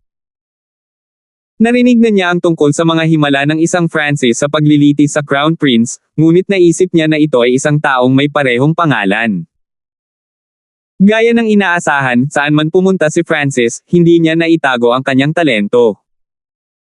Sinabi ni Francis kay Emperor Ghost Scales ang tungkol sa kwento ng kanyang muling paglilinang. Kagagaling lang ni Emperor Ghost Scale sa kontinente, kaya wala siyang puwersa sa likod niya at hindi niya alam na kailangang muling magtanim ni Francis.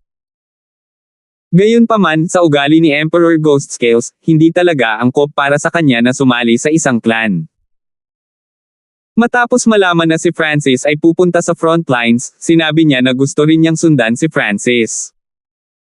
Malinaw na hindi tatanggihan ni Francis ang alok na ito. Natanggap ni Francis ang mensahe ni Winston makalipas ang 5 araw na ang lumilipad na nagninangas na karwahe ay matagumpay na na-upgrade. Pwede na tayong maghanda para umalis. A1013. Dumaan sina Francis at Emperor Ghost Scale sa masikip na spiritual palace at hindi nagtagal ay nakarating sila sa isang napakagandang forging hall. Sa sandaling dumating sila, nakita nila ang isang napakalaking black and white metallic warship. Halos masakop nito ang buong bulwagan, at natatakpan ito ng hindi pangkaraniwang hanay. Ang istruktura ng array lines dito ay lubos na katulad ng sa Heaven's Legacy race. Nakita ni Francis ang black and white warship na ito gamit ang kaliwang mata, at napagtanto niya na maraming aspeto ng barko ang idinagdag matapos itong unang itayo. Mukhang hindi masyadong masama ang management skills ni Winston.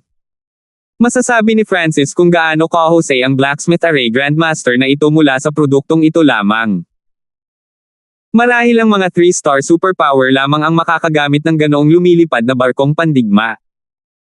Napabuntong hininga si Emperor Ghost Scale sa pagkamangha. Sino ang nakakaalam kung gaano karaming beses na mas mahusay ang barkong pandigma na ito kumpara sa dati niyang pagmamay-ari?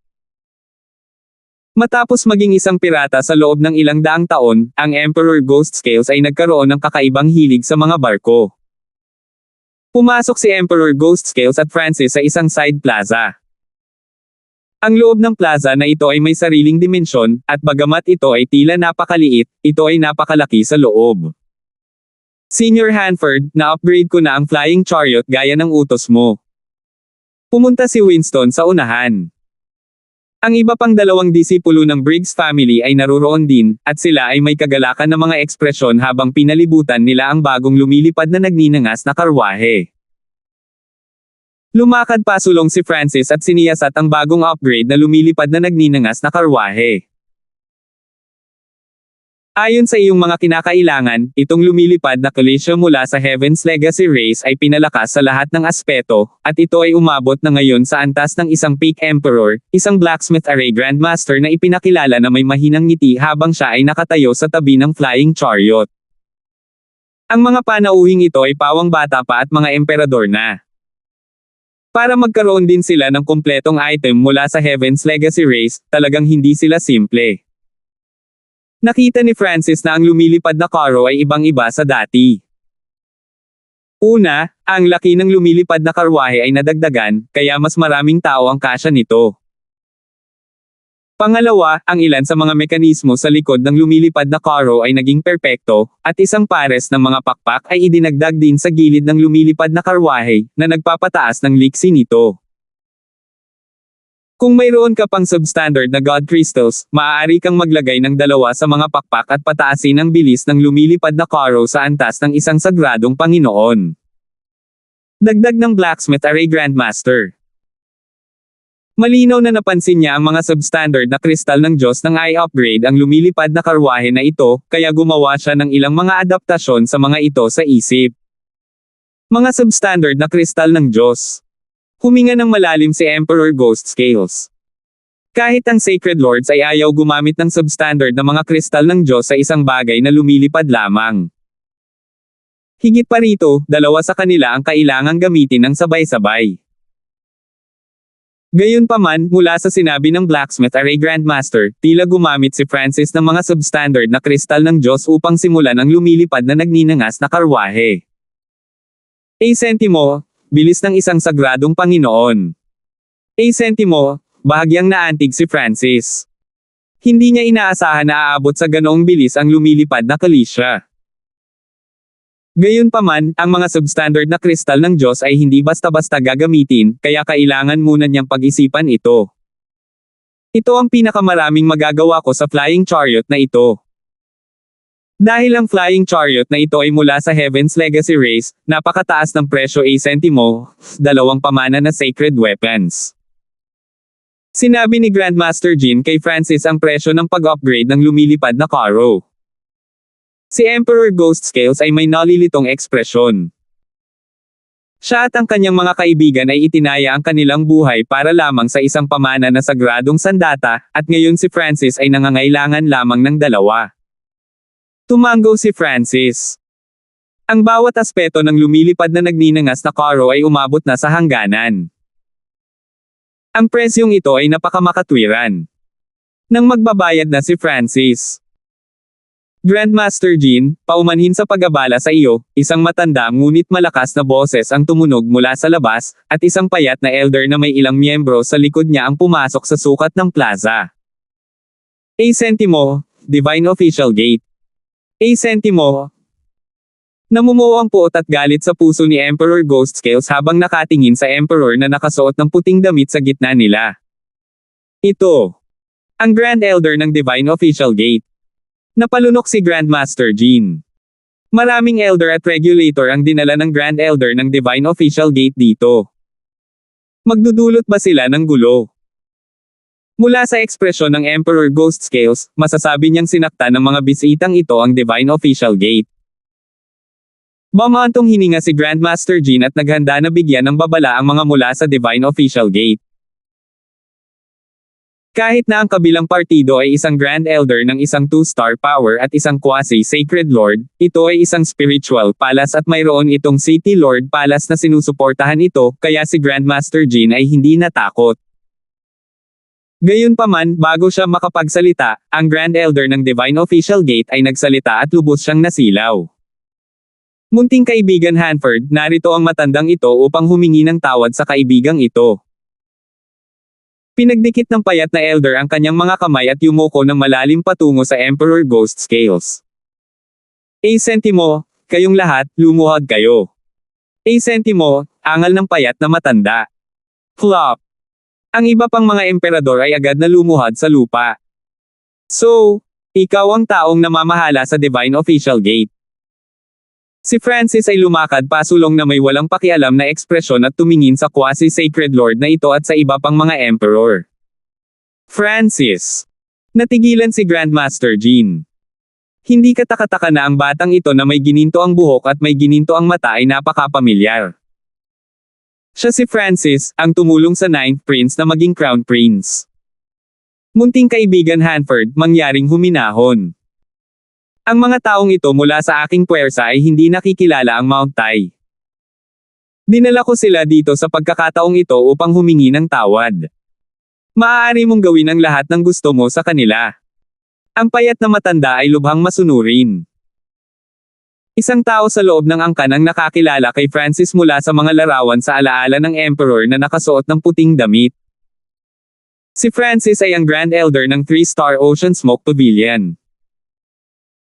Tila, ang 10,000 Sacred Clan, ang Ghost Fire Clan, at 8-star Tower ay pawang 3-star na subordinate na puwersa.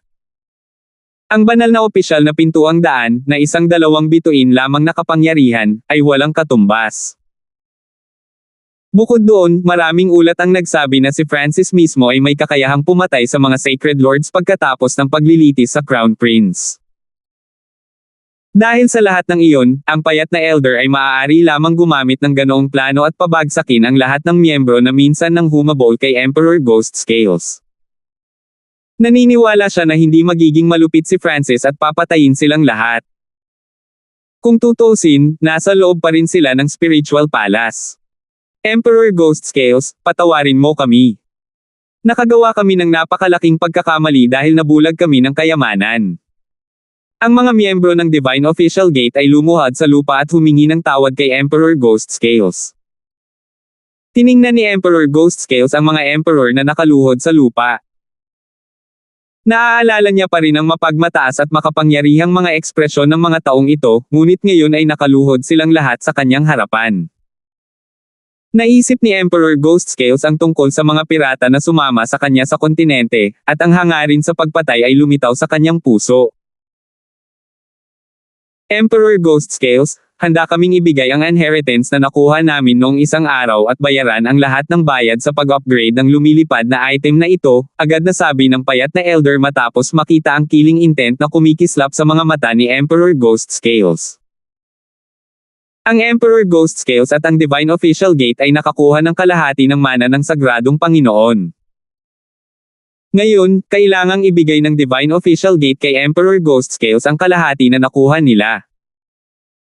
Kung payag ka, ang Divine Official Gate ay magiging subordinate force na ngayon ng Ocean Smoke Pavilion. Lumakad pasulong si Francis at sinabi habang tinatapik ang Emperor Ghost Scales. Ngayong si Francis ay sumusuporta sa ika-9 na prinsipe, ang pagpatay sa mga tao sa espiritual na palasyo ay mag-iiwan ng masamang pangalan para sa ika-9 na prinsipe. Ito. Ang Divine Official Gate ay handang maging isang subordinate force ng Ocean Smoke Pavilion. Sandaling nag-alinlangan ang payat na matanda bago nagngangalit ang mga ngipin at nagsalita. Francis, umalis na tayo. Hindi nagsalita si Emperor Ghost Scales, tumalikod na lang siya at umalis. Hindi lang siya iniligtas ni Francis, pinaluhod pa ni Francis ang mga taong ito sa harap niya at aminin ang kanilang mga maling gawain. Ito ay isang bagay na hindi niya maisip sa nakaraan. Ang lahat ng ito ay dahil kay Francis, kaya hindi na siya makapagdulot ng higit pang gulo para kay Francis. Babayaran mo ang bayad para i-upgrade ang flying transport item. Inalis ni Francis ang bagong-bagong lumilipad na nagninangas na Kalisha at umalis sa lugar na ito kasama ang Emperor Ghost Scales at ang 3 mula sa Briggs family. Grand Elder, paano ka makakasang-ayon sa mga tuntunin ni Francis? Bumangon ang Emperor na nakasuot ng puting damit pagkaalis ni Francis at ng kumpanya. Oo, Grand Elder, hindi maglalakas loob si Francis na patayin tayo sa Spiritual Palace. Isa pang Emperor ang nagpahayag ng mapang-asar na ekspresyon. Maaaring hindi kanya papatayin, ngunit paano kung pilayin kanya? Ang payat na elder ay umungal at nagpatuloy sa pagsasalita, ang Ocean Smoke Pavilion ay sumusuporta sa Crown Prince at mabilis na lumalawak. Kung ang Crown Prince ay magiging Sacred Emperor, kung gayon ang Divine Official Gate ay halatang handang maging subordinate force ng Ocean Smoke Pavilion. Sigurado akong alam ninyong lahat kung ano ang nangyayari sa pagitan ng Nine Darkness Palace at Ocean Smoke Pavilion. Kung sasalakayin ng Nine Darkness Palace si Francis at ang Ocean Smoke Pavilion, palalayain tayo. Malamig na ngumisi ang payat na matanda habang nakatingin sa grupo ng mga taong walang utak. Napakurap ang mga natitirang Emperor nang marinig nila ang sinabi ng Grand Elder. Iniisip na ni Grand Elder ang lahat. Isang tusong ngiti ang ipinakita ng nakasuot na puting damit na Emperor. Grandmaster Jean, magkano ang bayad para i-upgrade ang flying item ni Francis? Tanong ng payat na matanda.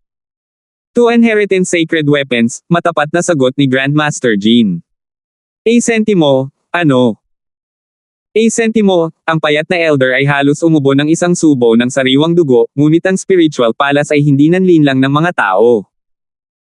Higit pa rito, si Grandmaster Jean ay isang napakasikat na blacksmith array grandmaster. Napakaraming ginamit ng brat na ito para lang mag-upgrade ng lumilipad na item. Ang payat na elder at ilang emperor sa wakas ay nagawang pagsamahin ang bayad na ito. Whoosh! Umupo si Francis at ang kanyang kasama sa ganap na bagong lumilipad na nagninangas na karwahe at umalis sa espiritual na palasyo na may kislap ng magulong 7 kulay na liwanag. A sentimo, ang bilis naman. A sentimo, bulalas ni Tianming. Ang lumilipad na nagninangas na karwahe na ito ay madaling maisakay sa kanilang 5, at ang bilis nito ay nalampasan ang pinakamataas na emperor. Ito ay higit sa 2 beses na mas mabilis kaysa sa dati, na lubhang nabawasan ang oras ng kanilang paglalakbay. Siguro makakasalubong natin ang ika-9 na prinsipe at ang matandang Ying sa daan, nakangiting sabi ni Francis. Ang 9th Prince at Old Ying ay umalis ng 1 buwan o 2 mas maaga kaysa kay Francis. Sa kasalukuyang bilis ni Francis at ng kumpanya, maaari nilang makilala ang ika-9 na prinsipe at ang kumpanya bago sila dumating sa larangan ng digmaan. Pagkatapos ng lahat, ang kanilang layunin ay pareho, at ang ruta ay halos pareho rin. Makalipas ang isang buwan, dumating ang grupo sa gitna ng Great Gunlord Dynasty. Senior Hanford, narinig ko na ang spiritual palace sa loob ng Imperial City ng Gan Province ay nakagawa na ng Province Teleportation Array, sabi ni Tianming. Oh! Isang Province Teleportation Array. Maaaring direktang dumaan ang Province Teleportation Array sa ilang dosenang hanay ng lungsod.